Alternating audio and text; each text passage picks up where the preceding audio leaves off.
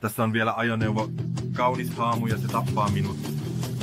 Kaunis haamu ja se tappaa minut. Päästä. Minut. Meillä on täällä AVE ja AVE-ajoneuvo, jota kuljetamme.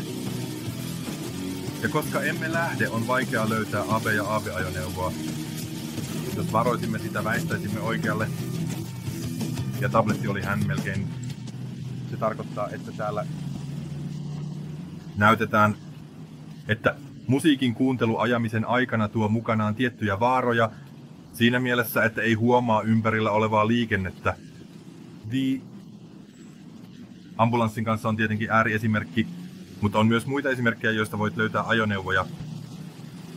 Ei mä huomaa moottorin ääniä, ei kuule, koska on häiriintynyt musiikin kautta